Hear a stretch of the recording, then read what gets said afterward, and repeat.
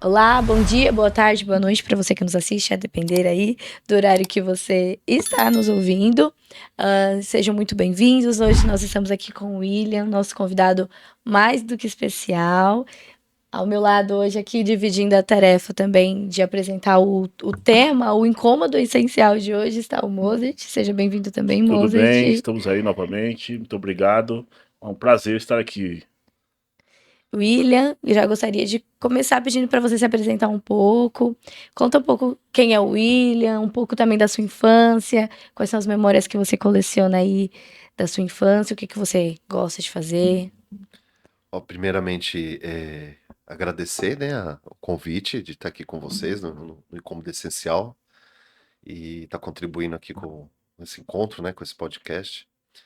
E eu sou o William, né, sou um homem inquieto, né, que você perguntou da minha infância, né, então já desde pequeno eu sou bem inquieto, assim, sempre quis muito saber, né. Eu saía da escola e ia direto à biblioteca. Porque eu sentia que na escola não tinha material suficiente, né, para sanar as minhas dúvidas, as minhas questões.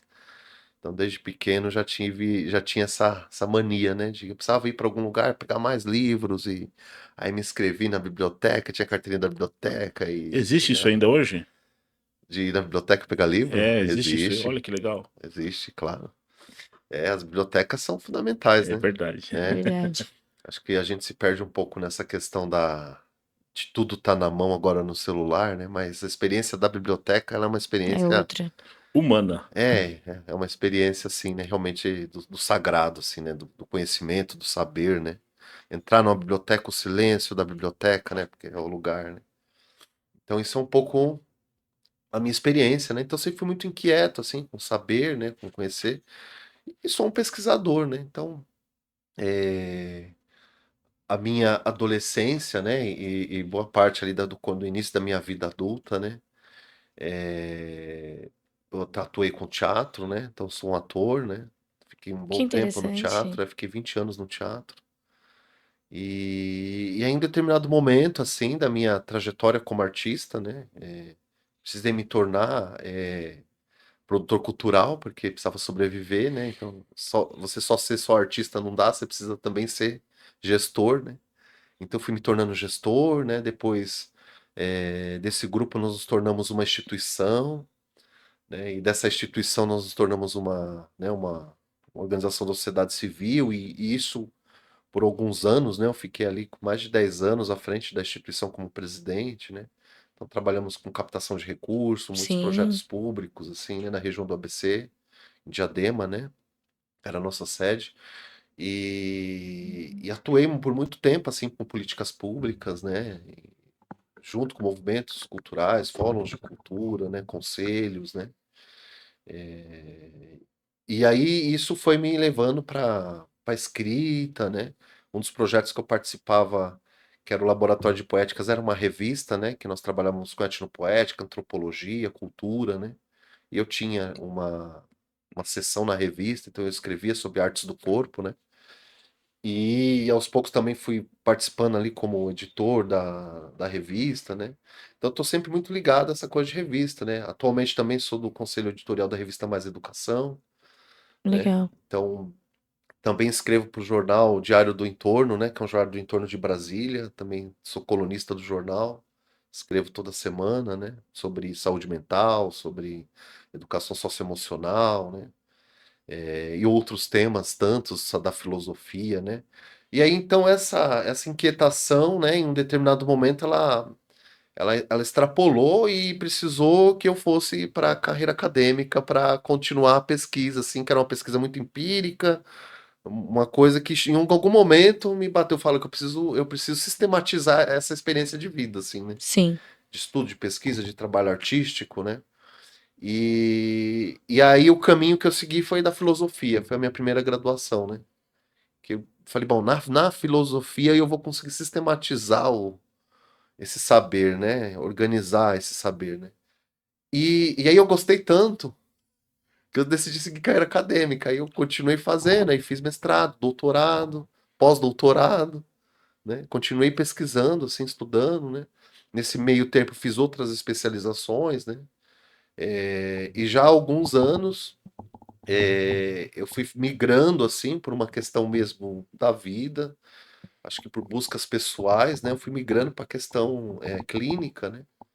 E já desde 2017, quando eu iniciei minha especialização em psicopatologia pela Faculdade de Ciências Médicas da Santa Casa, né?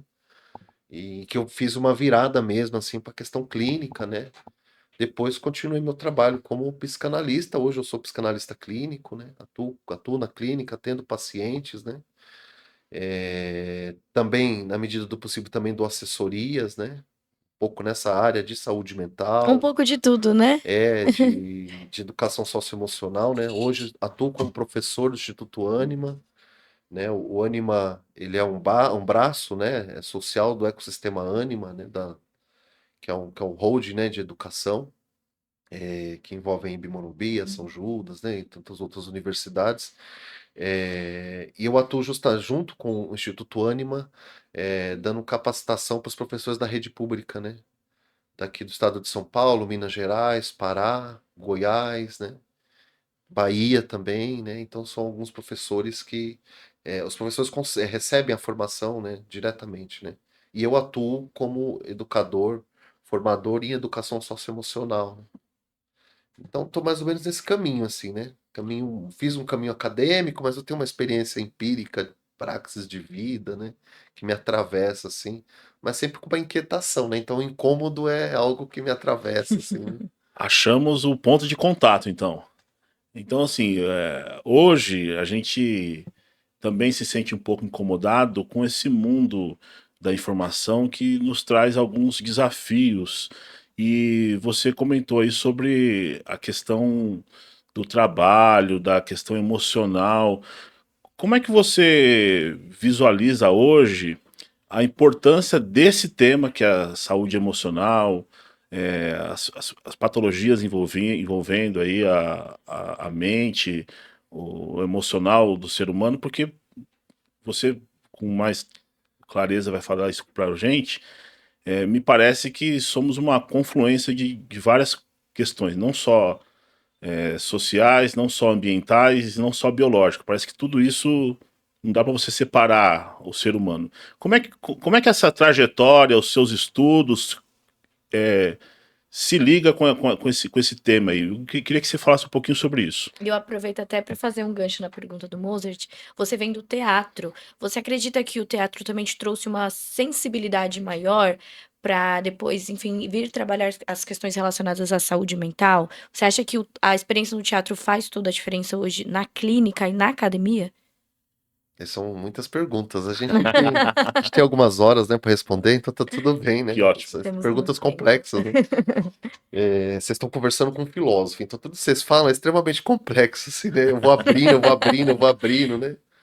E eu sou professor de epistemologia, né? Então, Poxa vida. teoria do conhecimento, então já viu, né? Mas, assim, uma questão, acho que começando aqui pelo Mozart, né? E aí eu vou amarrando.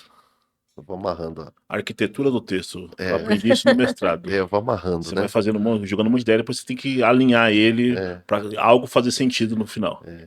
Mas, assim, eu acho que eu começo com algo prático, assim, né? Nós temos dados alarmantes, assim, de adoecimento profissional, né? No ano de 2024, nós tivemos quase 500.000, né, de afastamentos por saúde mental em contexto de trabalho, né? Então, assim, são números realmente alarmantes, né? E que mostram, né, que realmente, assim, a questão né, e aí isso atravessa, né, o que o Mozart fala, né,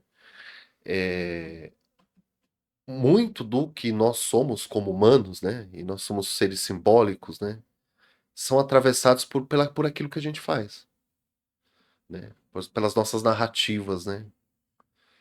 Que tipo de história eu me constituo como sujeito no mundo, né? E parte do que eu sou no mundo é o trabalho. A gente fala assim do relacionamento, o relacionamento é importante, também é fruto de muitas questões, né? Na clínica, né? A gente atravessa Acho muito que isso isso, né? caberia, inclusive, um episódio específico, inclusive, né? Talvez até uma pesquisa específica, né? Sim, sim. É. Agora, o trabalho, ele faz parte do que a gente é, né? Então, quando alguém pergunta, é natural, né? Pergunta, o que que você faz? Você fala, eu sou professor, eu sou psicanalista, eu sou advogado, né? Então, assim, você pergunta, você fala, sou engenheiro. Quando você pergunta, o que que você faz? Ninguém fala assim, eu faço rapel, eu faço bolo de chocolate. A pessoa fala, eu faço, né? Eu sou engenheiro, eu sou matemático. Mas, William, vamos lá. Mas isso aí é o que a gente é ou o que nos forjaram a ser? Só pra provocar um pouquinho mais aí. É um atravessamento, né? Porque assim, não dá pra você dizer que o ser humano é alguma coisa. Nós somos seres históricos, né? Então, algo me levou pro teatro, que me levou pra clínica, que me levou pra carreira acadêmica, que me levou pra educação, né? E isso tem a ver com o atravessamento de coisas da minha vida, da minha história, da minha família, por onde eu passei, né? Por necessidades, né? Eu fui me especializar em gestão de políticas públicas porque eu precisava pensar a política pública porque eu estava ligado a uma questão. Então, assim, as coisas vão nos atravessando, né? E de uma coisa vai puxando a outra, né? E você vai entendendo, assim. Eu fui fazer o pós-doutorado em psicologia porque eu trato na clínica, então eu precisava ir para ali. Se eu tivesse talvez atuando em outra área, eu teria ido para outra, né? Então nós somos seres históricos, nós somos atravessados por isso, né? E a escolha do trabalho, ela também está ligada a isso, né? Alguma coisa da infância. Você me perguntou da infância. Quando eu era criança, eu queria ser diplomata. Tem tudo a ver com a filosofia, né? Sim. E tem tudo a ver com política pública, Sim. Sim, né? Com o espaço público, né? Está na discussão pública, né? sim. Porque hoje a gente vê um desvairado tratando das questões internacionais, que é o presidente Trump, mas por um tempo eram pessoas sensatas, que estudavam, que lidavam com Sim, questões, inclusive filosóficas, complexas. sim, Hoje sobre, temos sobre esse. relações internacionais, né? Exatamente. Né? E não é à toa que nós temos uma das maiores escolas, né? Sim. De diplomacia do mundo, né? Instituto Rio Branco, se eu não me engano, né? Instituto Rio Branco, exatamente. Então, assim, não é uma brincadeira, né? Não é uma coisa assim que eu faço. Não. É um estar no Um mundo. saber muito E importante, é um né? estar no mundo, né? Que assim, eu me importo com o que eu vou dizer. Eu me importo com o que eu estou dizendo, se impacta ou não alguém. Nós estamos aqui, nós estamos preocupados com o que a gente está dizendo. A gente não está dizendo porque quer o aleatório, não. Algo nos atravessa que fala, olha, é importante a gente trazer esse incômodo. Sim. Porque senão eu não estaria fazendo isso, estaria outra coisa. Estaria passeando, estaria, sei lá, em casa assistindo séries Comemorando no questões streaming. políticas ou não, né?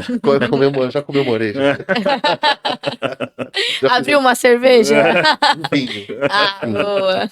Um vinho. Boa escolha. Né? Então, assim, essa questão do adoecimento no trabalho, ele está ligado diretamente com a forma como o trabalho vem sendo pensado a cada dia, né? O processo histórico, né, que a gente vem passando, né, das relações de trabalho, né, desse espaço líquido, né, como diz o próprio Bauman, né? Bauman, né, assim, dessa liquidez das relações, né, e isso vai atravessando também os fazeres, né.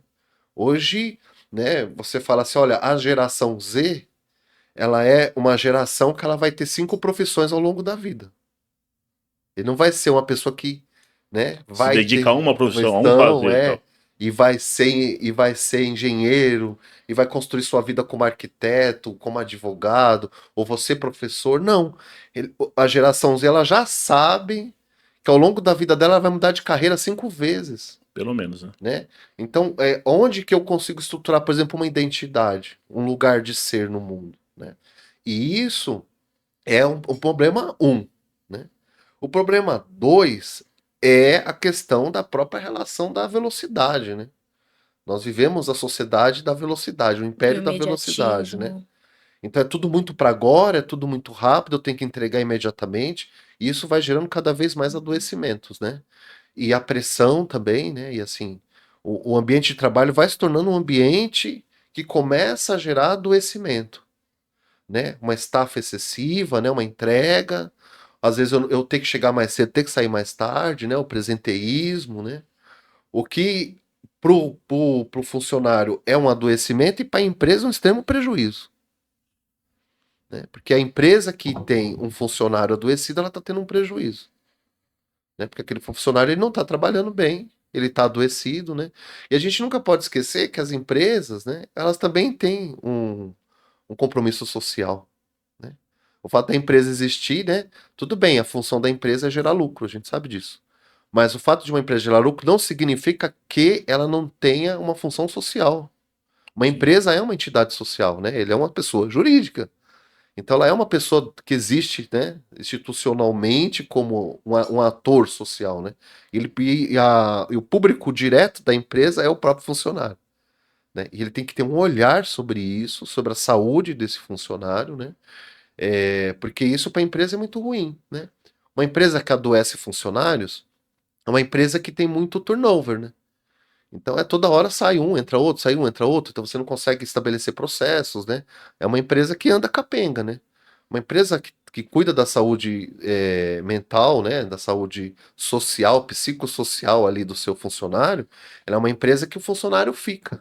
E se o funcionário fica, ela tem mais processos, os processos são mais longos, você cria cultura, né? Então isso é muito importante, né? Então essa questão quando você olha para esse dado, né, quase 500.000, né, de afastamentos do ambiente de trabalho por ansiedade, depressão, excesso de pressão, né, o que a gente chama de burnout, né, que é esse excesso, né, e que muitas vezes é criado por um ambiente que não está pensado para olhar para os riscos psicossociais dos funcionários, né? Você quer trazer uma questão, moço? Quero. Depois eu vou voltar na questão. Por favor. Um incômodo essencial. É o seguinte, eu também tenho uma história muito múltipla. Quando me perguntam sobre o que eu sou, eu sou músico. Esse nome diz alguma coisa. Sim. Então, e parte da minha vida também eu comecei a estudar economia. Isso me chama muita atenção.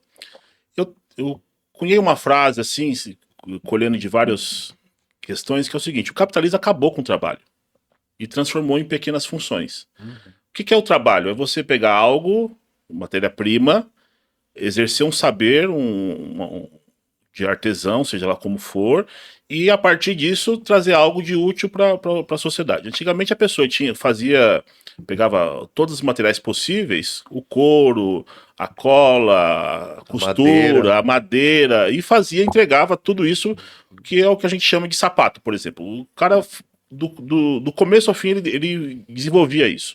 Só que o Fordismo, basicamente, né, ele transformou basicamente pequenas segmentações para poder gerar isso em grande escala. Isso tirou o prazer do trabalho, isso tirou e transformou a gente numa mão de obra, não em trabalhadores, propriamente dito, na essência da palavra, que é você transformar algo, que é algo em transformação. Sim. Perdeu a característica de ofício, né? O ofício deixou e virou mão de obra. Então, a grande fábrica de sapatos não tem mais um artesão, tem um cara que bate o martelo lá no preguinho para fixar, para costurar o couro. Então cada setor vai fazendo. E no final sai 300 sapatos, não com aquela qualidade, não com aquela expertise, mas sapatos que vão servir dentro de um certo modelo. Então, essa falta de percepção do todo e pequenas tarefas. Só lembrar daquele filme do Charlie Chaplin, né? Sim, Os Tempos Modernos. Eu queria fazer essa... Tem alguma relação essa enorme disparidade que transformou o nosso trabalho em pequenas funções aí, em nome de fazer tudo isso, da produção em série, né? Sim, da produtividade, né? Sim, é exatamente isso, né? Assim, há um deslocamento entre o que eu faço, né, e o produto que eu criei, né? Então, um trabalhador que construiu ali um automóvel, né? Ele, às vezes, né, em boa parte dos momentos, ele não tem acesso nem ao próprio automóvel, né? Não consegue comprar, né? Sim, fato. Mas alguma coisa dele tá ali naquele automóvel, naqueles milhares de automóveis que foram produzidos, né? Mas ele não se enxerga ali, porque ele não foi ele que construiu, né? Isso sim tem um impacto importante, só que isso tem sido elevado à enésima potência pelas tecnologias, pela própria transformação do modo de economia, né? O modo da economia contemporânea, do neoliberalismo, altera totalmente nessa ideia, por exemplo, de um Fordismo, né? Sim.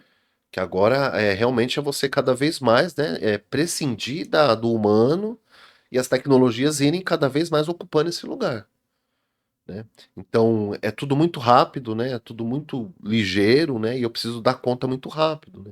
Então o funcionário ele acaba não conseguindo dar conta mesmo, né? Já desse lugar de existir, né? De ser, né? De ser artista, né, e de ser advogado, e de ser pesquisador, e de ser professor, né, e de ser psicanalista, né, mas também ao mesmo tempo ele vai perdendo o sentido do fazer, né, porque eu sei que eu fui lá, apertei um botão e saiu um monte de coisa lá na frente, Em algum momento você é um é, carro. só que ali onde eu tô apertando aquele botão, tem uma pessoa me olhando e tá dizendo que eu não tô apertando o botão na velocidade certa que eu tinha que apertar, e aí isso é um problema, e aí eu sou chamado a atenção o tempo inteiro, e aí começa a ter muita conversa, né? E aí eu preciso ficar mais tempo, e aí. Porque tudo bem, quando a gente pensa no funcionário da produção, né? Ele bate o cartão na entrada, bate o cartão na saída e sai, né? Mas quando a gente vai, por exemplo, subindo assim o degrau dentro das empresas, isso vai ficando cada vez mais complexo, né? De você, por exemplo, ter pessoas que não saem de dentro da empresa, Sim. né? Que ela tem que ficar ali o tempo inteiro, né? Quando a gente vai subindo, por exemplo, para dentro do RH, para outras áreas de governança, né? De gestão, que a coisa fica extremamente adoecedora cada vez mais, né? Então a gente tem escalas de adoecimento, né? Mas quando a gente pensa, né? Eu acho que isso é importante a gente trazer, né? Acho que é um ponto fundamental, né? Que quando a gente pensa, por exemplo, o programa de gerenciamento de riscos da empresa, né? Até, né, 2024, a gente pensar ali a questão da ergonomia, a altura da mesa, a luminância, né? Que eu estudei, né? Eu sou eletricista também, estudei Olha iluminação só, Olha, cênica, olha só. é a estudei Barbie iluminação Profissões. cênica. Ele é a nossa Barbie Profissões. É o inspetor Bugiganga, né? Mas por conta da iluminação cênica, trabalhei muito tempo como iluminador cênico, né? Então tive que estudar iluminação de alta tensão, fiz formação no Senai, no CEDA, enfim. E estudei na Philips também, iluminação de loja de shopping, iluminação industrial, né? Então tudo isso a gente tem norma, né? Quanto que eu tenho de ter de luminância nessa mesa, a essa altura, qual a altura de uma tomada, né? Então você tem que ter a questão da ergonomia, né? O som, né? Que aí tudo bem, já não é minha área, né? Que a minha área é a iluminação, mas quando a gente pensa no programa de gerenciamento de riscos, ele também tem a questão dos decibéis. Onde esse funcionário está, ele tem os EPIs adequados para estar trabalhando aqui, né? E fala-se de tudo isso, né? Mas eu estava vendo uma professora outro dia, né? Falando sobre essa questão dos riscos, né? Psicossociais na empresa, professora de uma universidade federal do Rio de Janeiro, se não me engano, agora não vou lembrar o nome dela. Me perdoe aí, professora, eu não lembro do seu nome. Poxa vida, Mas porque eu gosto de fazer a citação, é coisa de acadêmico, né? Tem que fazer a citação, né? verdade, é importante. Mas ela falando de um acidente, né, que ocorre na empresa, né? Então tinha alguém trabalhando no telhado e infelizmente ali ela teve uma queda, né? Essa queda levou a óbito, né? E aí foram conversar, só que ele caiu perto de um outro funcionário, né? E aí foi se chamar aquele funcionário no RH, falou, olha, como é que você tá? Porque, enfim, né, uma pessoa veio a óbito aí ao seu lado. Ele, eu já vi isso antes, já aconteceu comigo antes. Então, para mim é meio que ok, né? Aí a empresa descobriu ali, naquele momento, diante de uma situação trágica dessa, que esse funcionário já tinha passado por outra experiência como essa. Só que esse funcionário já estava ali trabalhando, né? Aí você fala assim, quem é esse funcionário que está aqui que eu não sei que ele já presenciou um óbito assim na frente dele, dentro de um ambiente de trabalho? É o segundo dele já está na lista. Ele tá colecionando ver, né, óbitos dentro do ambiente de trabalho, né? Eu preciso conhecer melhor quem que está aqui dentro, quem são essas pessoas, né? E às vezes o próprio processo de contratação, ele não envolve muito isso. Ele quer saber da competência. Você faz isso aqui, você aperta bem a engrenagem? Então aperta essa engrenagem aqui para mim. Mas quem é essa pessoa? Quem é essa pessoa? Né?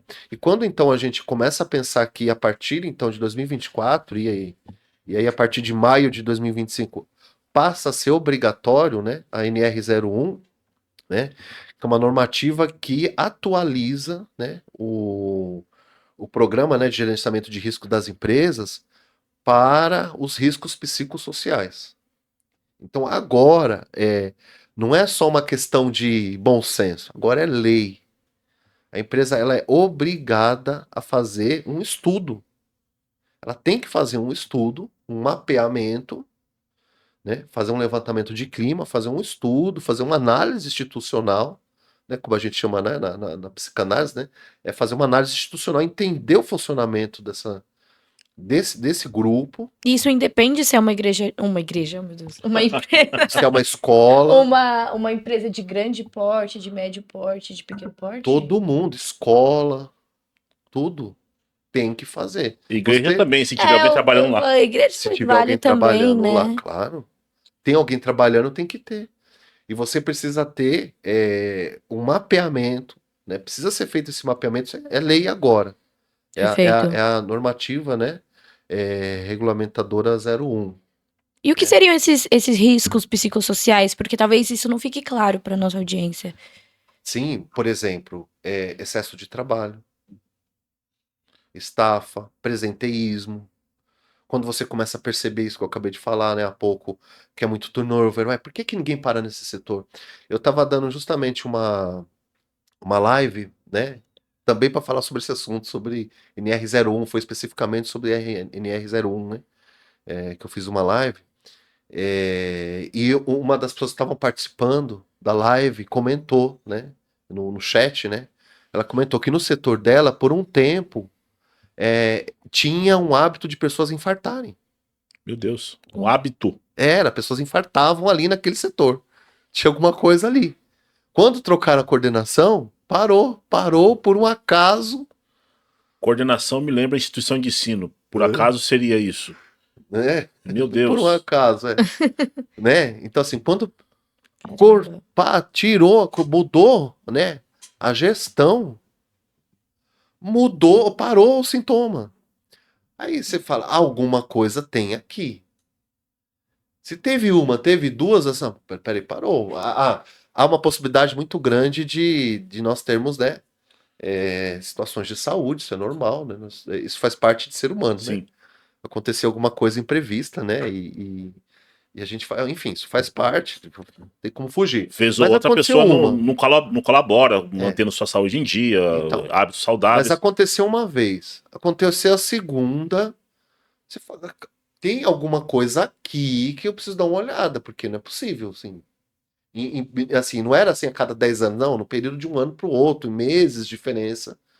Aí você fala, não é possível que eu não consiga identificar que esse ambiente pode ser um causador, né, de um estresse, de uma estafa absurda, de cobranças sem sentido, malucas, processos gerenciais extremamente caóticos, né, governanças que não são governanças, né, são pessoas que estão ali no poder exercendo uma espécie de, né, tentando arbítrio do seu próprio narcisismo, né, mas não de um processo gerencial, né? Então, isso tudo são impactos, né? Então, por exemplo, a falta de autonomia, né, impacta, né? A gente não pode deixar de lado, obviamente, que é um tema muito importante, que é tanto o assédio moral quanto o assédio sexual, né?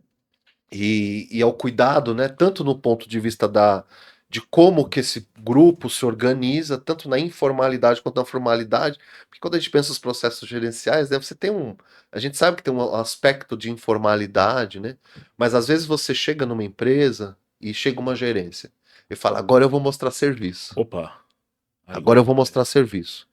Mas aquele grupo já estava orgânico trabalhando, essa pessoa chega e destrói um processo que já está há meses, às vezes há anos, né? E as pessoas começam a adoecer, porque falam, nossa, mas estava tudo dando certo, agora chegou a pessoa, né? E isso faz parte de um processo que a empresa tem que ter de mapeamento de como que é o clima da empresa. Se ela percebe que, e aí, né, essa né, essa falta, né, de apoio de liderança, etc., isso vai aparecer porque quando agora, obrigatoriamente pela NR01, você tem que fazer um plano de ação. Você tem que fazer um mapeamento.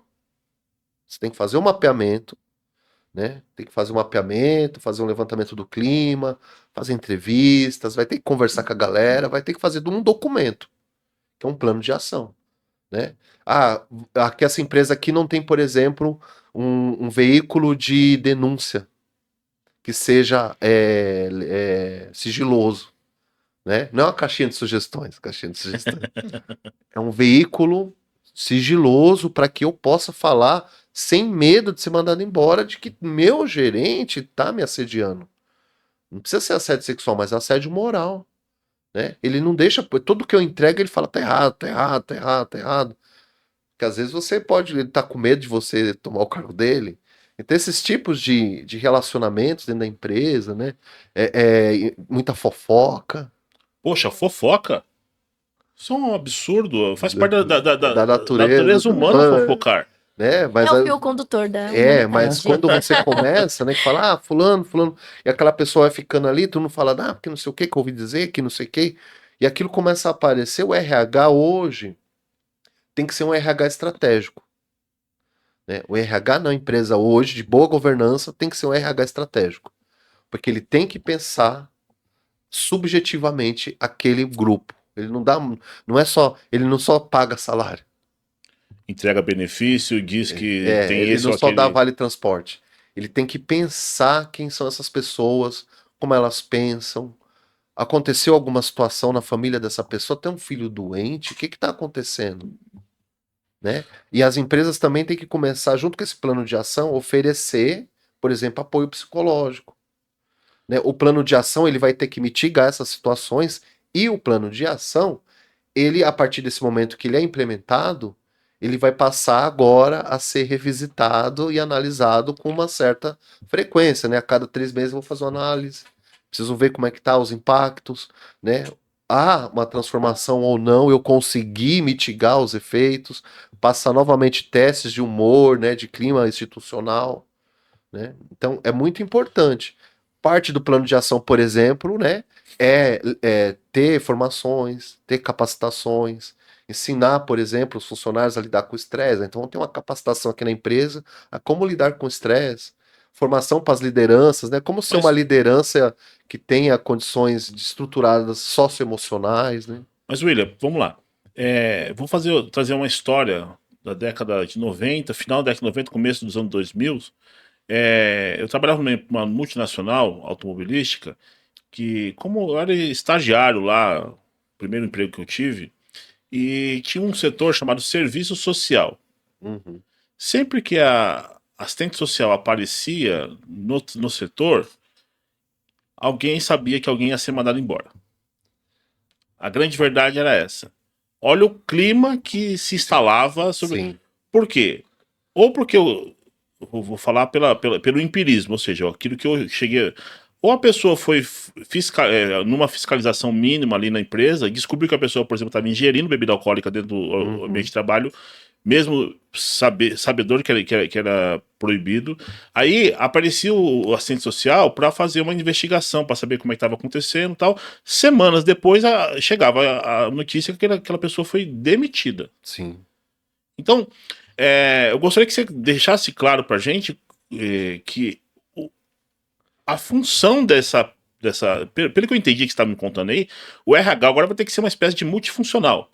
Ele precisa ser estratégico, né? Por exemplo, vai ter que alguém lá cuidando de questões sociais, alguém cuidando de questões ambientais, alguém cuidando de questões psíquicas, ou se um funcionário conseguir congregar tudo isso num só, é isso que o capitalismo preza, né? Que faça tudo. Faça tudo e ganhe menos, né? Se ele fizer tudo e faça menos, ele vai cair. Ele vai ser vítima exatamente, do risco psicossocial. Exatamente. Então, assim, então, qual que é a imagem que se passava desse sistema? Primeiro que o constrangimento. Olha só como é que era de vir uma pessoa e vir conversar com você. Chegava ela, tirava o camarada da sua função, levava ele para uma sala de reuniões, conversa, depois de 2 semanas essa pessoa era demitida. Sim. Você cria ali já um fantasma, né? Porque Exatamente. se essa pessoa estiver passando por aqui, pronto, aquilo Alguém já é. deu tudo errado. Não, e você não sabe se é você, se é o outro, quem é, porque, sei lá, alguém tá passando por aqui, né? Isso faz parte de um processo antigo, né? De uma governança antiquada, né? Desgovernante. É. De um olhar extremamente, assim, fora dos parâmetros contemporâneos, assim, né? Porque a governança contemporânea, ela tá mais presente. Você não tem chefe, você tem líder, né? Você precisa ter liderança, né? E para que uma empresa funcione bem, o líder ele tem que ter competências emocionais, Poxa vida, que importante isso. né? Ele precisa ter competências emocionais, né? E a equipe precisa confiar nele, né? Precisa ser uma liderança e não um chefe. Não é uma pessoa que eu vou falar, vou chegar e vou falar assim, olha, tô passando uma situação na minha família, tô com um irmão desaparecido, meu irmão já faz dias, ele tem problemas com o consumo de substâncias, né? E eu não estou conseguindo dormir bem. Então, se você perceber que meu rendimento deu uma caída, é por conta disso. Agora, qual é o clima dessa empresa para eu poder chegar e contar isso? Que liderança eu tenho para poder chegar para essa liderança, né? E chamar ele e falar assim: eu posso fazer um a um com você? Eu estou precisando trazer uma situação, né? Porque todos aqui queremos que a empresa chegue à sua finalidade. Ninguém quer aqui que a empresa dê errado. Até porque é daqui que eu tiro meu sustento. Sim. Então eu quero que a empresa melhore. Claro. Inclusive, se puder aumentar meu salário, melhor. Sim. Né? Se a empresa crescer, que eu posso crescer junto. Agora, se eu não tenho uma liderança que tenha construído um espaço, né, socioemocional, né, de segurança, né, que tenha, né, por exemplo, uma competência socioemocional ali de consciência social, que a equipe fala, olha, eu posso chegar no Mozart e eu posso falar isso pro Mozart, porque eu sei que eu tenho um relatório para entregar essa semana, mas eu acho que eu vou comprometer esse processo. Talvez eu vou precisar de ajuda, ou talvez eu ver se a gente consegue negociar um prazo. Não é porque eu sou incompetente, é porque eu sou um humano. Eu sou um ótimo profissional. E essa empresa pode perder um grande profissional por não fazer essa escuta. William, me permita fazer. Eu sou líder de uma coliderança de uma instituição muito peculiar para mim, muito importante para mim, chamado família. E recentemente eu me deparei com uma questão parecida com essa. Um dos meus filhos, o Bernardo, na verdade eu vou precisar que corte isso aqui. Um dos meus filhos chegou para mim e aprontou alguma coisa lá que eu precisava conversar com ele. Aí a conversa foi bastante proveitosa, com muitos abraços. Quantos anos ele tem? Tem 6 anos o Bernardo. Não precisa mais cortar o nome dele. O Bernardo tem 6 anos e aprontou alguma coisa lá que precisava de conversa. E eu, poxa vida, eu não tô cobrando produtividade dele ainda. Né? Não, ele só precisa brincar e ser feliz e ser criança. Sim. Só que eu precisava pontuar algumas questões. Então a conversa começou nesse seguinte sentido: me dá um abraço. O que aconteceu? Não, você vai ficar muito bravo comigo, papai. Bom, pode ser que eu fique bravo, mas eu não vou fazer nada que não seja te ouvir.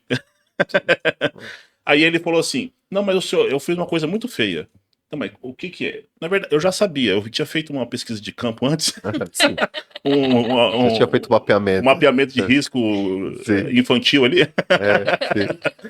Então eu já sabia de toda a história. Então, na verdade, eu queria que ele tivesse a liberdade e a confiança de falar isso comigo. Sim, você está construindo com ele, né, autorregulação, né, Exatamente. autoconhecimento. Né? Aí, depois de meia hora de conversa, ele falou tudo que tinha acontecido e ele percebeu que eu dei um abraço nele, falei que isso não podia voltar a acontecer. E que o ambiente foi adequado para ele poder trazer a situação. Exatamente. Até aí eu achei que foi legal, sem que ele soubesse uma questão ética minha, eu gravei toda a conversa e para depois que para minha esposa também tivesse acesso a essa e como foi essa conversa. Porque uma coisa é eu falar como foi, outra coisa é eu entregar uma gravação que é mais fidedigna, vamos dizer assim, né? Sim, claro. Aí vamos lá. Aí qual foi a minha alegria desse processo todo? Uma semana depois ele fez uma outra coisa que foi muito grave também, muito grave no sentido de criança, né? Claro, pegar uma coisa que não pode, Ele bateu no jogar. colega da escola, olha Sim, só, olha, é muito acontece. grave, acontece. Acontece nas melhores Aí ele famílias. chegou em casa, Não é comum, mas sempre acontece. aí eu trouxe o relato de um outro profissional muito importante nesse detalhe aí, que é a professora. Sim, A professora verbalizou algum probleminha lá e tal. sim. Aí ele chegou em casa, ele falou: Mamãe, mas eu quero falar com o papai, porque o papai me ouve e ele não vai brigar comigo. Mas ele fica triste, mas ele não vai brigar comigo. Eu, assim, claro que, guardadas as devidas proporções, eu quis trazer esse relato aqui É o da questão ambiente do que a gente ambiente. constrói, né? Esse ambiente no trabalho é extremamente importante. Em especial, sem menosprezar outras áreas, inclusive, você falou que o funcionário da área fabril bateu o sinal, chegou a hora, ele vai embora. Não vai embora, vai ter hora extra. E a produção, ela lida muito bem com isso. Ela sabe que... Agora, no ambiente corporativo, no escritório, o professor que lida com Sim, outros ambientes de questões... trabalho. Porque o trabalho não é só lá a empresa que Exatamente, fabrica são outros sapato. trabalhos. Então, assim, acabou a aula, você leva o problema junto consigo. Acabou o ambiente de trabalho, você tratou de Sim, você diversos trabalha no problemas. escritório, você trabalha numa assessoria, você trabalha numa contabilidade, você trabalha numa empresa de engenharia. Exatamente. Assim, não é só, né, a linha de produção, que é um problema sério também, né? Então, assim, esse mapeamento, quem é que faz? Qual é o profissional que vai entregar esse mapeamento? É um psicólogo, é um psiquiatra, Nós como é que temos funciona isso? o mapeamento ali, né, tanto o profissional que trabalha com a área de saúde mental, quanto o próprio RH, se ele tiver, né, munido de ferramentas, ele consegue fazer, né, esse mapeamento, né? Se o RH passar, por exemplo, uma capacitação, É importante que né? seja externo para evitar o viés É emocional. importante, claro, sem dúvida. Sempre que a gente pensa, né, num compliance, né, em alguma coisa, é sempre legal quando tem um olhar de fora, porque ele ajuda bastante, né, Sim. a olhar sem os vieses já pré-estabelecidos ali, né, Só para ter da cultura, né? Só para deixar um registro, nosso último censo, se eu não me engano, foi feito há 2, 3 anos atrás. Algum iluminado quis que ele fosse feito pela internet, porque ia ser muito mais barato. Aí alguns analistas falam assim: qual vai ser o grau de informatização da população? Que respondeu 100%. Ou seja, se a gente pega alguém que está enviesado e com a visão travada sobre o assunto, você acaba escondendo detalhes ali que seriam importantes. Então, o censo demográfico é uma coisa extremamente importante para políticas públicas, para Sim. relacionar todos os... Eu uso um exemplo, né? Sempre que me pergunto sobre essa situação, né? Para a gente entender, né? O que é o inconsciente ali do grupo, né? Você está ali num escritório, por exemplo, né? A dona Fátima, ela trabalhou aqui no escritório por tantos anos. E a dona Fátima não trabalha mais aqui. Mas a dona Fátima, ela tinha um sistema dela, ela ficou muitos anos trabalhando aqui na empresa da dona Fátima. Então ela colocava o lixo ali do lado da mesa dela. Porque a dona Fátima gostava muito de fazer as coisas e ela pegava os papéis e ela tinha que já estar ali perto, né? A dona Fátima saiu da empresa e aquele lixo continuou ali naquele lugar, né? E ele não tem mais muita utilidade, porque ali meio que o lugar onde a dona Fátima estava trabalhando agora virou uma mesa com documentos, tudo. Ninguém tá usando e aquele lixo não sai dali. E todo mundo passa e aquele lixo fica ali, mas ninguém sabe por que aquele lixo tá ali, né? As outras gerações Só se acostumou com o lixo ali. Sim. tá ali. É um hábito daquele lixo ficar ali. Aí alguém chega e pergunta, por que o lixo? Eu não sei, sempre cheguei aqui e já tava. Né? Faz parte da cultura já. Esse tipo de coisa fica invisibilizado. Porque é alguma coisa que já vem de anos ali, de costumes, da cultura. Tem processos que vão ficando invisibilizados. Né? E quando você faz um olhar externo, né? Alguém que vem, né? O psicólogo, o psicanalista, alguém que vai vir ali olhar, né? Fazer uma análise institucional, conversar com as pessoas, aplicar, né? Alguns questionários, né? É, as coisas vão começar a aparecer e aí a gente vai começar a enxergar esse inconsciente do grupo, né? Que não tem nada a ver com o inconsciente coletivo junguiano, né? É outra coisa. É o inconsciente do grupo, daquela instituição, né? Porque a instituição é uma pessoa jurídica, mas ela Sim, tem as pessoas que passaram por ali são pensamentos que foram passando por ali, foram criando estruturas, hábitos, costumes, né?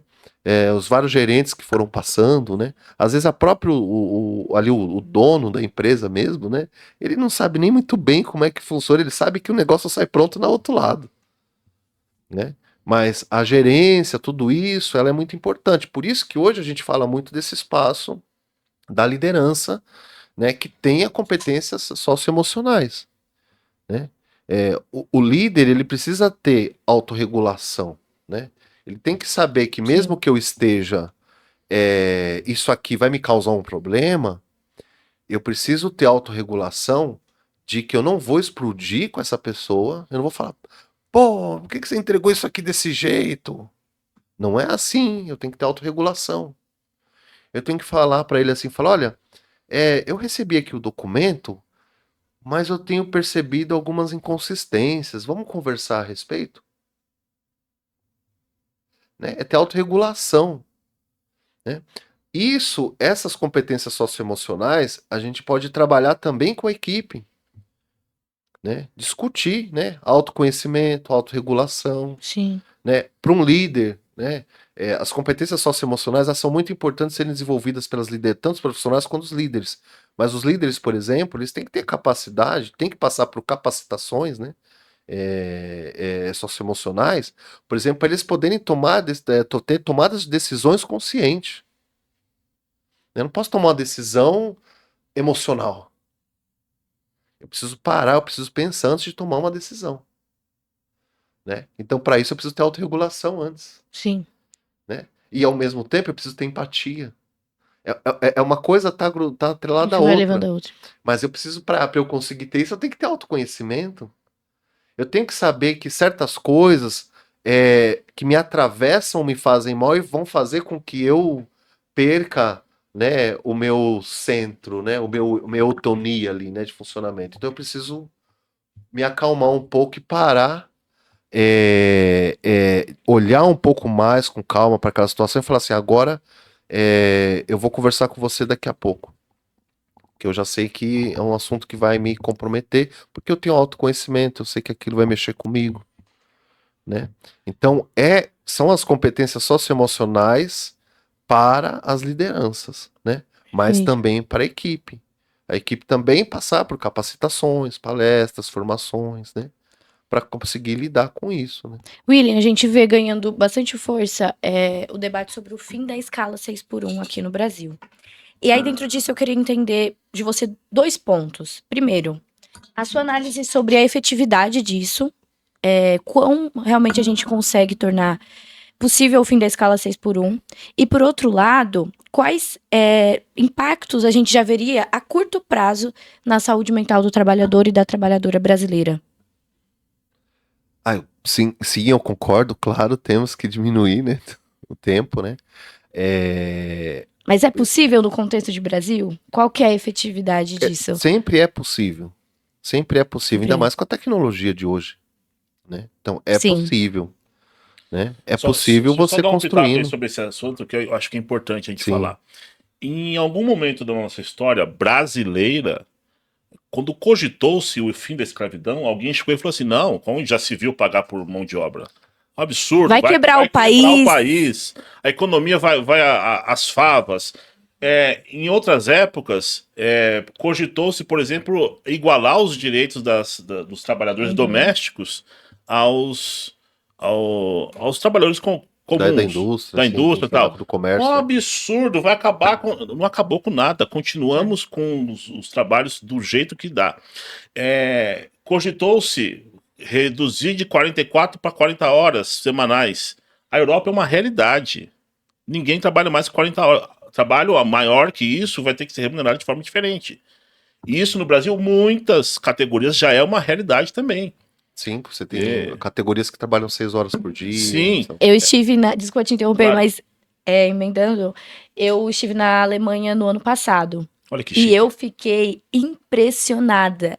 Domingo o shopping não abre. Culturalmente, domingo é o dia das famílias irem pro parque.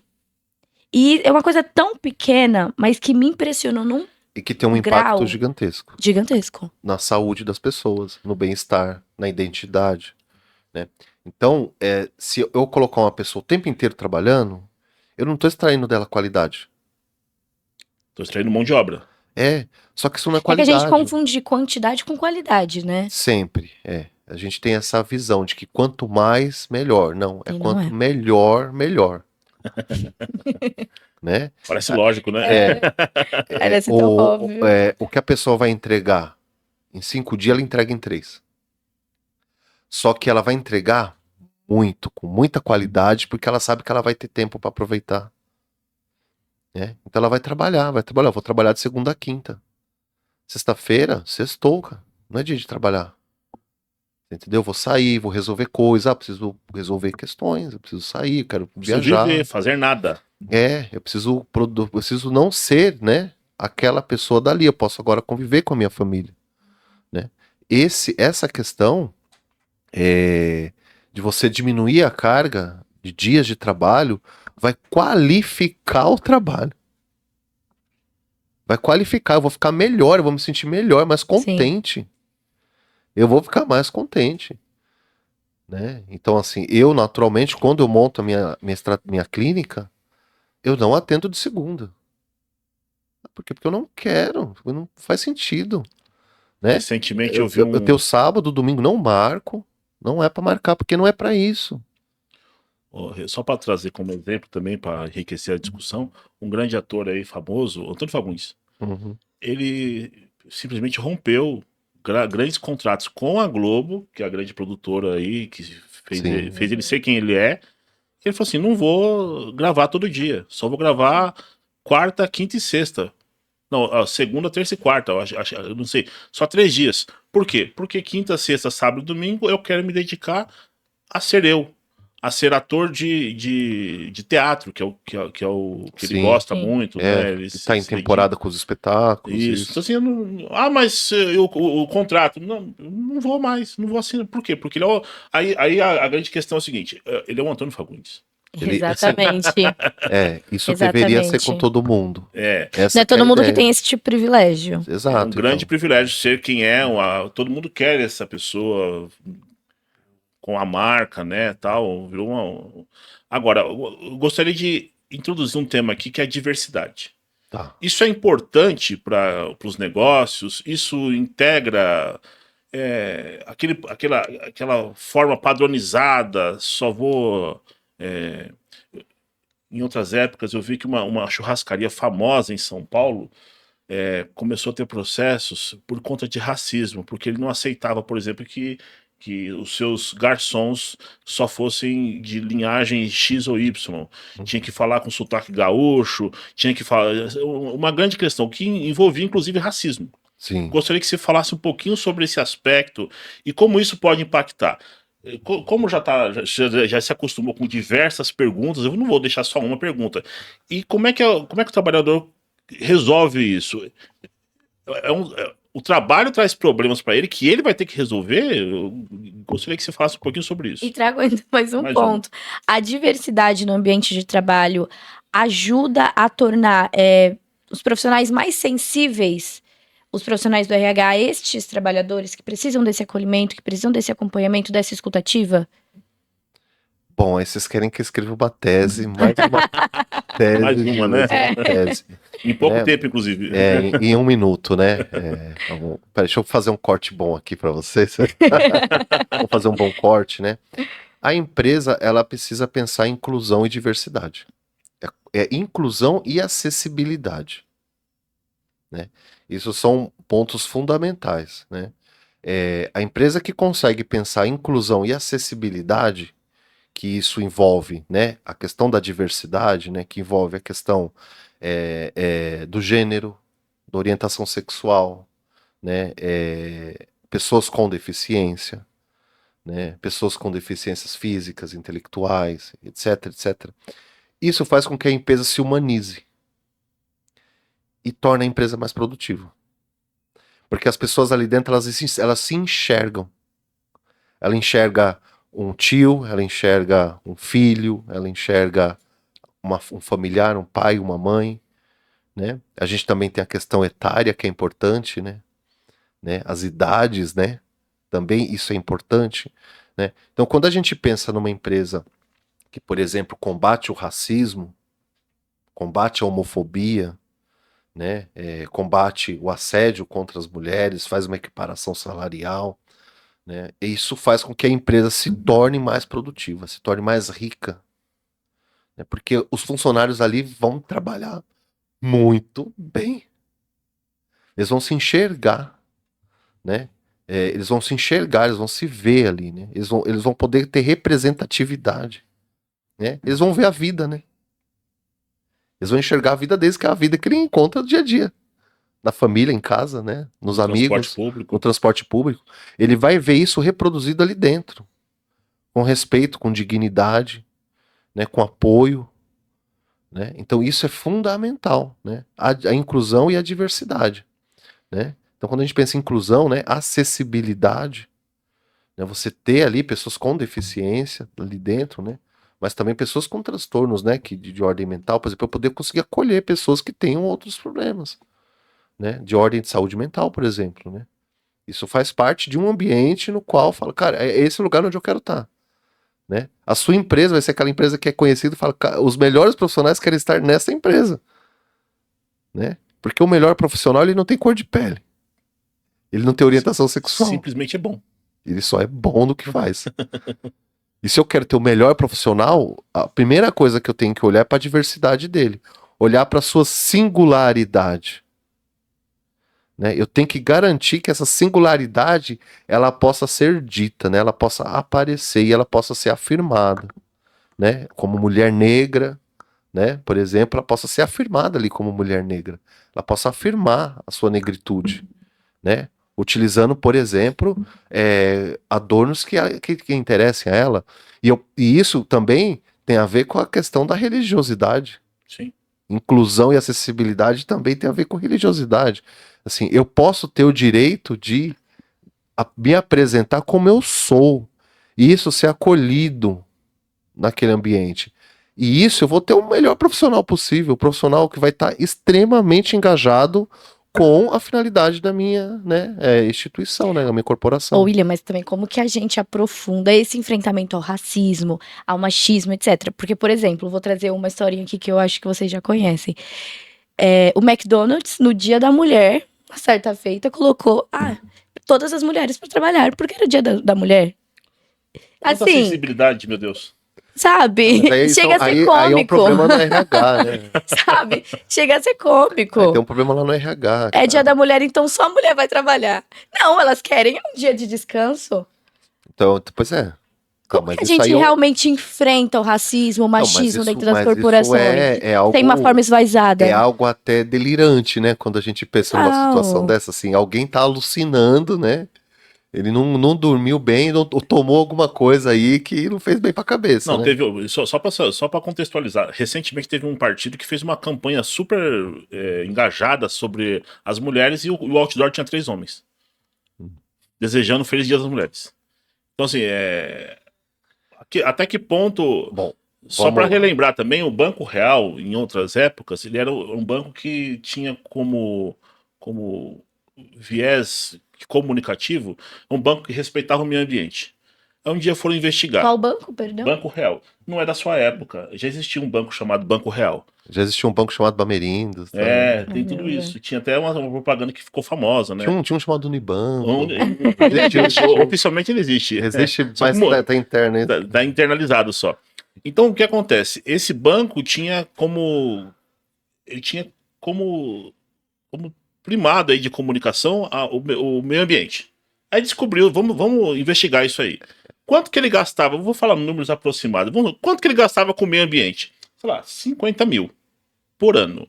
Nossa, Uau. que legal, que relevante para assim, se chegava lá, tinha o cheque era impresso em papel reciclado. Olha que legal.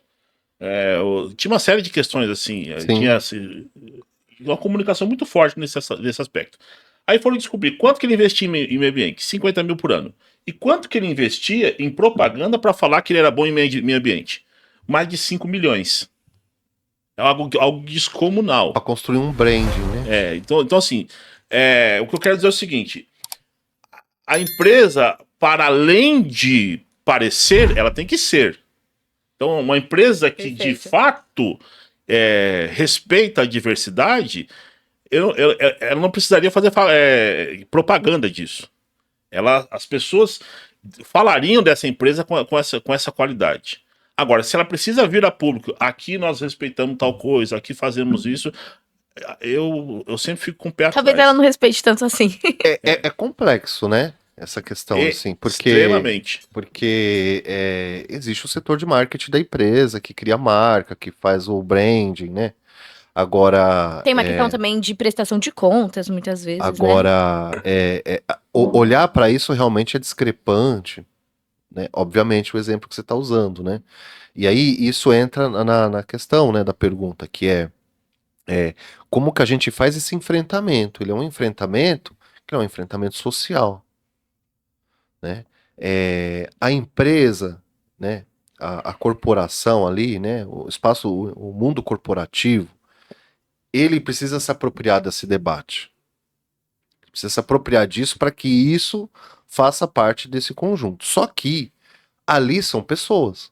E nós temos uma cultura, né, que tem racismo estrutural, uma cultura que é machista, uma cultura que é homofóbica, né, que mais ataca, né, que mais mortes, né, por homofobia no mundo, né, feminicídios, né. Então assim, nós temos uma cultura, né, que mais mata a juventude negra. Então assim, é óbvio que quando você olha para a instituição, para uma corporação, né, ela é Espera tudo reflexo, dela. ela é reflexo da sociedade, porque quem está ali dentro são as pessoas que vivem nessa sociedade, né? Então, espaços como o que a gente está fazendo aqui agora são espaços educativos, né? Então, a gente tem que pensar, né? Como que a gente faz esse enfrentamento? A gente faz esse enfrentamento levando esse recado, batendo na porta das empresas, falando assim: você já ouviu falar sobre os riscos psicossociais? Você sabia que você precisa implementar um plano de ação que vai ser revisado periodicamente, etc. E ele envolve você pensar a questão de gênero, racismo, diversidade, porque isso é algo diretamente relacionado à saúde psicossocial do seu funcionário, né? Então, o Mozart vai entender muito bem isso que eu estou falando. Às vezes a gente precisa fazer ações de formação, mas também existem ações que são programáticas, né? Então, quando uma lei passa a vigorar, e isso envolve multa, que a empresa que não implementar plano de ação vai pagar multa ali, né, para o Ministério Público, né, do Trabalho, né? Então, se ela não implementa, porque agora é lei, é obrigada a partir de maio de 2025, é lei, é obrigada a empresa a ter plano de ação, tem que fazer, obviamente, o diagnóstico para poder gerar um plano de ação, para depois gerar um plano de acompanhamento. Então, se ela não fizer isso, ela vai pagar multa. Esse tipo de ação são ações programáticas. É a lei, o direito sendo utilizado para fazer reparação social. Então, às vezes, nós precisamos, né, de ações programáticas. A NR01 é uma ação programática. Que fala, olha, agora vocês vão ter que olhar. De um jeito ou de outro. Né? Agora vocês vão ter que olhar para essa questão. Se vocês têm um elefante na sala, tem um elefante branco, né? Tem um elefante numa loja de cristais, entendeu? E aí vocês vão ter que olhar para isso. Como é que tira esse elefante aqui de dentro sem quebrar nada? Né?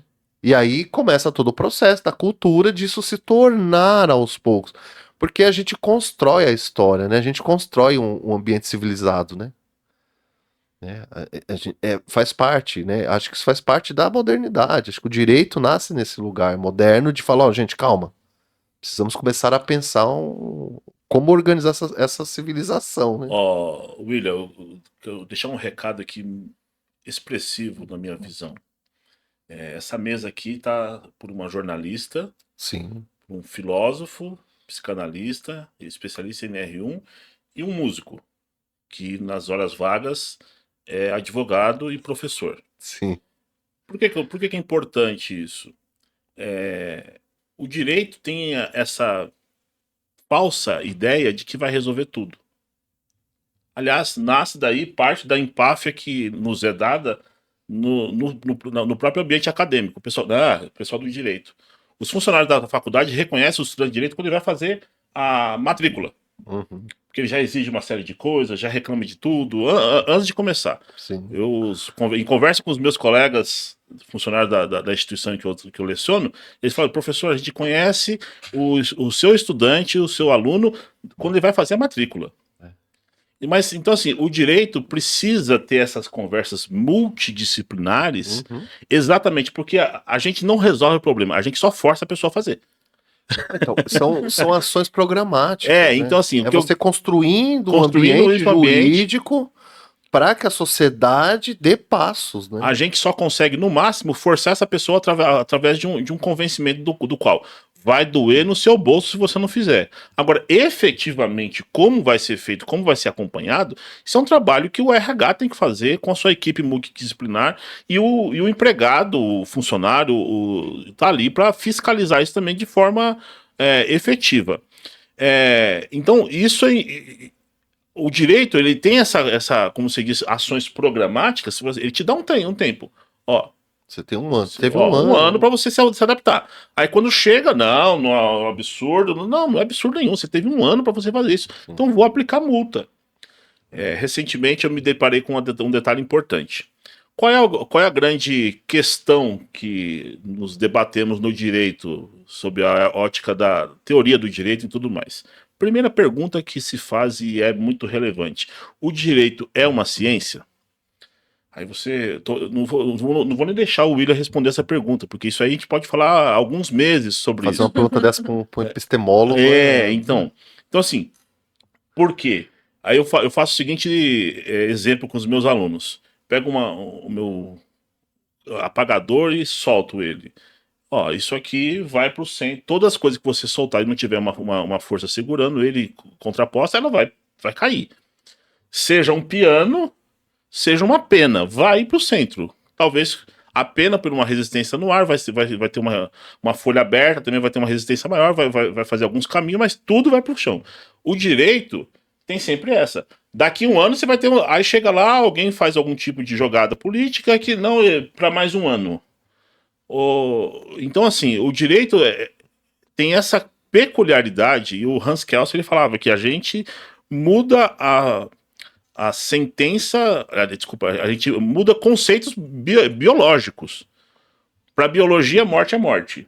Para o direito, pode ser execução de pena, pode ser o início do inventário, que gera muita briga, pode ser, sei lá, desaparecimento, uma série de coisas. Mas para a biologia é só um evento, morte. Deixou de existir e acabou. Então, no direito, a gente muda isso aí. Então, assim, essas ações programáticas não quer dizer que efetivamente isso vai ser uma realidade lá pro, e lá na ponta eu preciso de profissionais que entendam com a necessária humanidade e sensibilidade de, por exemplo, de um ator, de um artista que passou a estudar o evento também sob a ótica da produtividade, sob a ótica do bem-estar emocional e tudo mais. Então, assim, o direito é importante para praticamente colocar uma faca no pescoço de quem não quer, porque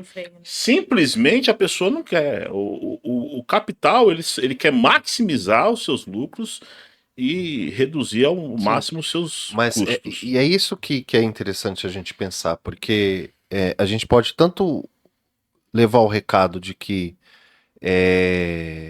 isso é uma obrigação e você tem que fazer por ser obrigado, mas a gente não pode esquecer que isso, ao mesmo tempo, o recado pode ser assim: fazendo isso, você vai ter uma equipe mais qualificada. Se você... ensurdecedor agora. Se você conseguir implementar isso, você vai sair na frente do seu concorrente. Porque sua empresa vai ser uma empresa de referência. Porque os melhores profissionais vão querer estar ali. Por quê? Porque ali é seguro. Porque ali é bom de trabalhar. Porque se eu tiver uma situação, eu vou ter um espaço para falar. Porque eu tenho um ambiente saudável para trabalhar. Faz bem eu sair de casa para ir trabalhar. Eu não vou pensando, puta, merda, tem que ir para aquele lugar. Não, eu vou falar, poxa, eu vou lá porque pô, tá legal, eu tô conseguindo encontrar identidade no que eu tô fazendo. Eu estudei para isso. Eu quero executar, eu chego lá e eu consigo fazer, eu consigo produzir e fica muito melhor, né? Então, mais do que o empresário hoje está assistindo aqui o nosso podcast, ele fala assim, poxa, quer dizer que agora eu sou obrigado a fazer isso? Fala, não, isso é só uma lembrança de que se você fizer, Tudo vai ser melhor. você vai ter um aumento no rendimento, né? Se você deixar o funcionário trabalhando menos, você vai ter mais resultado. Se ele não tiver pressionado, ele vai produzir mais. Você vai conseguir extrair dele criatividade, qualidade. E é claro que a gente está falando de um funcionário bom, né? Porque também tem aquela situação, né? Do funcionário que ele não está produtivo, ele não curte fazer aquilo ali, tá ali, mas não gosta, tá ali porque precisa, não tá afim, né? E o outro do lado extremamente motivado, né? E não consegue trabalhar porque o outro tudo ele trava, tudo ele trava, tudo ele trava. Isso também precisa ser olhado pelo empresário. Isso também atrapalha a saúde mental. Às vezes é uma pessoa que tá ali, que tá... Pessoa tóxica. Que ela só, você percebe? Pô, que ela fica o tempo inteiro só de conversa, só falando, fulano, você falando, eu sei que fez não sei o quê, não sei o quê. E fica naquilo ali, e as pessoas, poxa, mas o ambiente começa a ficar ruim de trabalhar, né? Então, é claro que a gente tem que pensar assim, ó, vamos evitar turnover, né? Vamos evitar ficar recontratando profissionais para o mesmo lugar, toda hora dando treinamento, toda hora tem que fazer onboarding, toda hora. Não, vamos parar com isso, vamos manter essas pessoas aqui, vamos qualificar a presença delas aqui. Mas quando eu perceber que tem um funcionário que está fazendo com que o restante, né, esteja prejudicando a saúde das outras pessoas, também ter a coragem de tomar a decisão de falar, não, nesse caso aqui eu vou tirar, né? Mas não tirar um funcionário bom porque ele está adoecendo, porque o outro que não que tá adoecendo ele. Sim. Né? Isso só vai aparecer se você fizer um diagnóstico, um plano de ação, para você identificar onde estão, né, esses inconscientes do não é grupo. só mandar embora quem eu não gosto? Não, não é simples assim, não? Não. Ah, poxa vida. Ô, William, você acha que a gente, enquanto Brasil, está ainda engateando nessa discussão toda? Porque a todo momento aqui na nossa conversa, eu fico lembrando que a gente vive num país onde a maior parte da população está na linha da pobreza. Como falar de saúde mental pros Joãozinho, pra Dona Maria, sabe? Parece que ainda é um grande privilégio, como a gente citou aqui. O Brasil efetivamente está caminhando nessa discussão? Desde 2017 que nós mudamos a forma da educação. Até então, educação curricular, factual, era o que foi onde nós nos formamos, eu, Mozart, né? A gente estudava uma disciplina, tinha que tirar nota naquela disciplina e a gente tinha que passar de ano, né? Basicamente, né? A base nacional do comum curricular, ela é uma mudança de paradigma da educação, né? Que ela visa que agora a educação, ela não é mais uma educação disciplinar, mas é uma educação que visa desenvolver competências e habilidades, né? E uma das bases, né, da BNCC, né, ou base, né, como a gente chama, né, na educação, né, dos professores, né, a gente chama de base, né, a base, né, mas a base, né, que é a BNCC, que é a base, né, curricular, né, a base nacional do curricular, no currículo comum, né, a base, uma das diretrizes da base é desenvolver competências socioemocionais. Então, hoje a educação, ela precisa fazer isso desde o início. dentro da escola. Você quer me dizer que aquela piada sem graça que até hoje eu não usei Bhaskara caiu por terra? Que existe, vez ou outra, a gente vê algum... A questão é, que tipo de competências e habilidades eu posso desenvolver em você estudando Bhaskara? Não, é exatamente nesse É o aspecto. contrário. Não é aprender Bhaskara para nada. Só por aprender, só por decorar. Não, Porque é em outras épocas entender. era isso. Você precisava decorar determinado. Decorar a tabuada, decorar o verso X. E isso envolve também acessibilidade curricular. A gente está falando aqui da acessibilidade da inclusão Isso. no ambiente né, corporativo. A escola também, ela precisa também ter acessibilidade integral. O que é uma acessibilidade integral? Né? Bom, a forma como eu aprendo é diferente da forma como vocês aprendem. A forma como eu vou dizer para você como eu aprendi é diferente da forma como você vai me dizer que aprendeu. Então, talvez para mim é mais fácil dizer para você como eu aprendi escrevendo um texto. Mas talvez seja mais fácil para o Mozart escrevendo música. Então, Mozart, como que você aprendeu Bhaskara? Mozart pode, de repente, escrever uma música. Eu conheço um profissional do violoncelo que ele explicava que ele simplesmente tinha extrema dificuldade com física. E ele estava numa escola bolsista como músico. Aí um professor com a sensibilidade fora do comum, ele falou assim, espera só um pouquinho, você já percebeu que você lida com física todo dia que você toca o seu instrumento? Ele, hã? Como assim? Como assim? Aí e é o que você está falando, a acessibilidade. Exato. A física, a partir de uma intervenção de um professor com sensibilidade fora do comum, passou a ser algo do dia a dia, e de fato é. Gente, você pode não ter decorado Bhaskara, mas Bhaskara ainda continua sendo importante. É só você entender para que serve ela. E não Em só, que contexto você vai usá-la. compreender que competências e habilidades eu preciso desenvolver, por exemplo, para compreender o Bhaskara. Não é só. A base não está mais focada na disciplina ou no conteúdo, não é mais conteudista. Sim. Perfeito. Né? E hoje nós não falamos mais em exercício, nós falamos em tarefas, né, de desempenho. Então, o próprio processo de fazer alguma coisa já vai me dar parâmetros se eu estou sabendo fazer ou não. E eu já vou trazer, já organizando a rota. Então, quando você me pergunta qual que é os próximos passos é a gente implementar o que tem que ser implementado, que é programático. Sim. Que são Perfeito. ações, né, que visam, por exemplo, né, acessibilidade. Né? Eu chegar numa sala de aula e tá todo mundo ali, por exemplo, né, que é um dos conceitos fundamentais que nós vemos trabalhando na educação, que é o desenho universal na aprendizagem. Né? Então, se, né, essa semana até estava dando aula para os alunos, né, e tinha uma charge que era justamente isso, né? Um zelador de uma escola, né, tinha muitos alunos, tal, e ele tirando a neve, né, era uma charge de outro lugar, né, óbvio, né, tirando a neve da escada, né, para os alunos poderem usar a escada. Aí um cadeirante fala assim: você poderia tirar a neve da rampa? Eu não posso, tem muitos alunos aqui que estão esperando E ele? para subir para ir para a aula.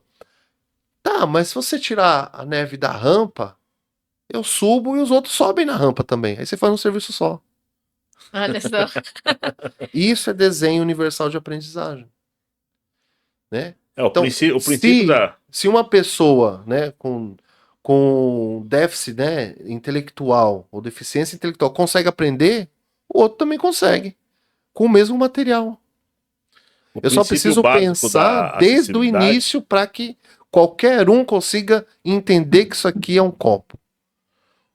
Só para você ter uma ideia, o princípio básico da acessibilidade, um amigo engenheiro foi fazer um mestrado e se debruçou sobre isso. Não é fazer um playground acessível, assim, só para cadeirante, por exemplo. Isso é exatamente o oposto. É um ambiente que todos possam brincar. O projeto dele era fazer um playground acessível. Acessível no sentido, todos, desde o cadeirante, o deficiente visual, todas a acessibilidade, acessível a todos, ou seja, Sim, então que é desenho universal. todo mundo vai brincar ali, não vai brincar só o... Quando você fala de desenho universal, não tem adaptação. Sim, Porque já foi pensado para Com qualquer equidade. com equidade, para qualquer tipo de singularidade chegar naquele lugar. Não importa como você chega, você vai ter acesso. Né? Então, isso é uma questão que está dentro todo esse pensamento, né? Que é a gente pensar assim, as questões estruturais, né? Questão de gênero, de raça, de etnia, né? De classe social, né? Então, é a gente pensar toda a estrutura para formar cidadão, formar cidadãos, né? Esses cidadãos que vão se formando, né? Ali a partir da educação, porque a ferramenta universal que nós temos para chegar em todo mundo é a educação. Só que eu fico pensando aqui que a gente esbarra ainda em outro problema. Nesse contexto da educação, os profissionais da educação também estão adoecidos. Sim, Sabe? Então, qual que é a importância de olhar para a saúde mental dos professores, principalmente da rede pública?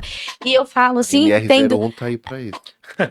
com exemplos bem próximos. Assim, a minha mãe é da área da educação, ela é professora em uma escola pública, né, infantil, e todo dia ela traz uma história triste, sabe? E é bizarro que a culpa não é dos professores. A culpa maior. Eles estão fazendo tudo o que eles podem dentro do possível. Mas falta ferramenta, falta uma escutativa da gestão. Falta tanta coisa. Então, como que a gente também olha para esses profissionais? Porque eles são os profissionais do cuidado, mas também quem está cuidando desses profissionais? A gente está falando de saúde mental, né? Como cuidar sem ser cuidado, né? O profissional que tem mais afastamento, por exemplo, aqui no estado de São Paulo, são os São os professores. professores. Eles estão na frente da Polícia Militar, Olha só. que teoricamente são, né, são profissionais que têm assim um estresse nato, né? estresse por natureza do próprio Sim. trabalho, né? Trabalhar com violência, né, etc. Nem sempre, obviamente, o policial está lidando com violência, mas na maioria das vezes, né? Lidando com cenas Dantescas. cenas terríveis e tal. E tem menos afastamento do que professor. O professor se afasta mais. Né? Então, isso faz parte de uma questão que precisa ser pensada, né? E precisa-se sim pensar na saúde mental dos professores. Mas né? ó, me permita fazer um Mas recorte. uma escola ela tem que levar em consideração a questão dos riscos psicossociais, né? Permita fazer um recorte aí. Talvez o afastamento menor do profissional da segurança pública, o policial militar basicamente, talvez esteja ligado também à sua forma de enfrentar determinadas situações, porque ele é treinado a olhar para essa situação como se você se sentir afetado uma questão psicológica, você é um fraco. É isso que é ensinado nos quartéis. Isso faz parte de uma cultura. Exatamente o que eu ia Mas falar. isso não impede os afastamentos. Então, mas o que eu quero dizer é o seguinte. Continua tendo muito afastamento, porque é o segundo profissional, né? Professor e PM, né? Então, Tá mas talvez seja, proporcionalmente, o professor seja menor, porque o professor tem mais, seja maior, porque o professor tem mais aderência ao problema. Já o militar, ele fala assim, não, isso é coisa de fraco. Eu tenho que levar isso pra frente. Aí depois, por que eu tô falando isso? Porque isso decorre de um problema pior, que é o nível de suicídio. Sim, nós temos muito, né? Na Polícia Militar, muito por várias questões, por vários Exatamente. motivos, com o excesso do consumo de substâncias, né? Também é muito presente, né? E aí você tem esse agravante que é o fato do próprio profissional ser um profissional da segurança, e ele ter uma ferramenta ali, né? Que é uma arma que favorece que muitas coisas ali, num determinado momento ali de perda de controle, né? Aquilo saia, né? Do previsto, né? Então, e aí ele acaba decidindo ali para uma solução final, etc, né? Mas por máximo que exista essa questão do machismo muito forte, né, na instituição, e desse lugar do militar, daquele que aguenta qualquer coisa, né? Forjado para o sofrimento. Forjado para a guerra, né? Aquela coisa toda. Mesmo com isso não se sustenta, porque tem muito afastamento. Sim. tem muito PM no CAPS que está fazendo acompanhamento. Isso inclusive, é uma questão que daria um outro podcast, né? Que é, por exemplo, Vamos anotar aí, já fazer como que essa questão, né, da PM ali, esse medo dele, por exemplo, perder o direito de trabalhar. Né? Mas é o medo dele perder o direito de trabalhar afastado. Porque se afastam ele não pode fazer aquele bico, ele não pode fazer uma coisa. Alguns auxílios reduzem. Então você percebe que isso também é um risco psicossocial, ele não ter liberdade de poder falar o que está sentindo. Você está sugerindo que a Polícia Militar não tem um canal seguro de denúncias? Poxa vida. Nenhum lugar tem. Seguro a 100%. Né? Nenhuma instituição tem um canal seguro, né, para que você possa expressar o que você está sentindo. E é isso que a normativa traz para gente. E por isso que nós precisamos desenvolver e falar mais sobre as questões do desenvolvimento psicossocial, mas também das competências socioemocionais, que as lideranças desenvolvam, né, habilidades socioemocionais. Então, assim, tá tudo muito amarradinho. Tudo muito amarrado. Se a gente começa a trazer a discussão de que sim, a saúde emocional é importante para a sociedade, isso vai afetar todas as instituições. Eu ainda trago um recorte, tem alguns estudos que vêm mostrando que, por exemplo, na ponta, dentro da Polícia Militar, que historicamente é uma instituição muito racista, a gente sabe, quem mais morre, quem mais se suicida são homens negros. Então, ao mesmo tempo que o homem negro, ele é morto pela polícia, o homem negro também tá dentro da polícia e também tá morrendo. Mas aí, como você falou, é um assunto muito complexo, que abre muitas camadas, eu acho que dá. E aí a gente traria um outro episódio convidado aqui. Específico. Eu adoraria trazer um outro convidado aqui, de repente um psicólogo que trabalha diretamente com o assunto. Não, trabalha na PM, inclusive. Sim. Poderia vir pra gente fazer um bate-bola. Eu adoraria trazer algum amigo meu aqui, psicólogo, que trabalha diretamente com... E fazer um bate-bola, que eu acho que... Mas o recado é esse, assim, né? Vamos olhar, né? Primeiramente, para os riscos psicossociais. Precisamos olhar para isso com clareza, com seriedade, né? Entendendo que isso não é uma obrigação, muito pelo contrário, que é uma oportunidade para ter mais rendimento. Eu vou ganhar mais. A empresa vai render mais. O ambiente corporativo vai ser mais produtivo se as pessoas estiverem bem, com saúde. Uma pessoa saudável produz mais, né? E que precisamos sim pensar e desenvolver as habilidades socioemocionais, né? Principalmente nas lideranças, né? Perfeito. Como tudo tem seu limite, né? Nós também temos um limite temporal aqui, não de ideias. Recentemente eu ouvi uma frase da ministra do Meio Ambiente que para ser não temos limite. Você pode ser o que você quiser, como quiser, da forma que quiser. Agora, para ter tem suas limitações. Então, caminhando para o fim, eu gostaria que você fizesse duas coisas. Dicas, tanto para o empreendedor, que pode estar nos assistindo, que vê uma oportunidade de crescimento, como para o trabalhador, como se proteger de forma geral. E no final, como última frase, eu gostaria que você desse algum tipo de dica que não seja nada da sua área. Nada do que a gente falou aqui. Não quero que você indique um livro de psicanálise, não quero que você indique um livro sobre... Não pode falar do Papai Freud? Eu quero que você fale assim, ou uma peça que você acha muito legal, por quê? Porque eu gostei, ponto, acabou. O assunto é completamente diferente. Um livro, um gibi, o que você quiser. Então, logo depois dessas dicas, tanto para o empreendedor Quando pequeno... Você fala empreendedor, é o cara que tá lá, tem 3, 4 funcionários, 10 funcionários, sim. Tem um ambiente que precisa... Pequeno porte. Porque esse é o nosso público, basicamente. Pequenas empresas. Esse público... Negócios, né? Exatamente. Pode ser para aquele tiozinho do cachorro quente também. Como é que ele vai gerir de forma interessante os riscos psicossociais? É com essas pessoas que a gente quer conversar, né, Mozart? Sim, claro. Exatamente. Desde que a gente começou a montar esse projeto, nós temos falado que queremos falar com as pessoas Pessoas- comuns. Sim. Não, grandes corporações, elas Furar a bolha. Elas têm já essa equipe lá dentro. ou deveria ter, e se não tá fazendo é porque tem uma negligência muito grande. E aí, Não é porque falta dinheiro. sim, mas mas isso que a gente tá fazendo aqui é falar mesmo com aquele profissional ali, que ele tem uma empresa pequena, que tem 10, 20 funcionários. É ele que vai conseguir falar, né? Por exemplo, trazer a gente lá, ajudar ele a fazer esse trabalho, Sim. né? E a dica né? Escuta. Escuta, né? É o Rubem Alves, né? Filósofo, psicanalista. Olha aí. Mas calma, mas a dica que eu vou dar é fora isso, né? Aqui eu tô nas dicas pro empreendedor ali, né? Ele usa um termo que eu gosto muito que é escutatória. Escuta. A escuta é a principal ferramenta, né? Se eu estiver disposto a escutar o profissional que trabalha comigo, tudo vai se resolver.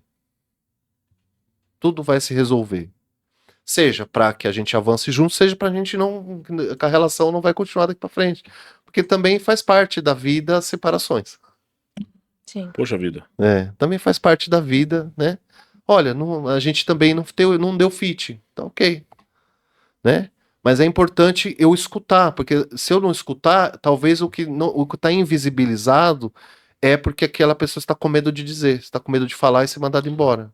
Não necessariamente que não exista. Tá Então, invisibilizado. Está invisibilizado. Na maioria das vezes é invisibilizado. Se eu permitir um espaço de escuta qualificada, eu vou fazer com que meu comércio ali, minha pequena empresa, ela dobre de produtividade. A escuta vai fazer isso. Essa é a dica, né?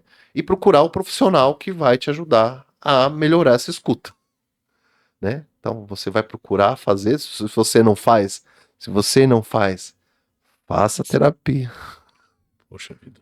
Se você ainda não está em análise, procure um psicanalista, né? Procure, né? E comece o seu processo de autoconhecimento, o seu processo de quebra de paradigma, o seu processo de desconstrução da tua vida para construir um outro ser humano aí que vai ser muito mais criativo, potente, né? Inclusivo, tudo junto, né? Então, procure esse caminho, né? Essa é a dica que eu dou.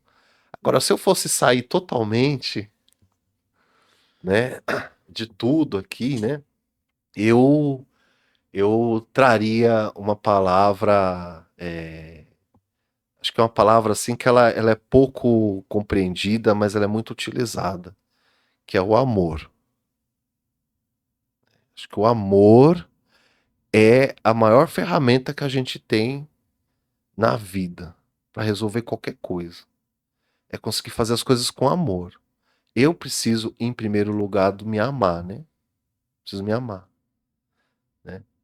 E eu preciso amar o que eu faço. E eu preciso amar as pessoas, né?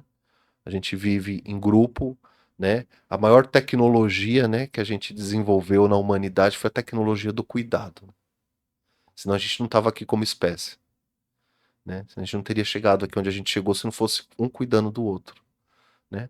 E aí, já que é para dar uma dica, eu gostaria muito que todo mundo assistisse um filme, Olha aí. Já vou anotar. que é o Interestelar. Interestelar. Vocês têm que assistir esse filme, porque ele fala disso, ele fala do amor. O amor, ele está para além das dimensões do tempo e espaço. Eu também quero uma dica. Mas a gente tá no Setembro Amarelo, né? Uma campanha tão falada, tão conhecida já. Uhum.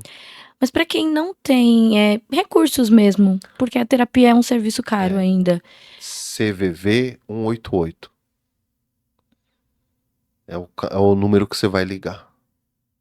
Vai ter uma pessoa para te atender, para conversar com treinamento, você. inclusive. Sim, que vai estar ali para te dar um acolhimento, né? Escrevi, inclusive, na matéria do jornal, essa semana a matéria saiu sobre o Setembro Amarelo, né? A matéria que eu Perfeito. escrevi essa semana. Então, o CVV, né, é uma equipe, tá ali 24 horas, a qualquer momento você ligou, alguém vai te atender e vai conversar com você. Tem treinamento. Seja pra te domingo, dar feriado. 24 horas o tempo inteiro. Com escutativa, Com inclusive. escutativa qualificada, com treinamento. Legal. É só ligar 188. Perfeito. Obrigada, gente. Obrigado, Obrigada. William. Você é sempre muito bem-vindo, William. Voltei, vou voltar. Outros assuntos Com aí. certeza. Obrigada. Obrigada também para você que nos assiste. Continue nos acompanhando nas redes sociais. E até o próximo episódio.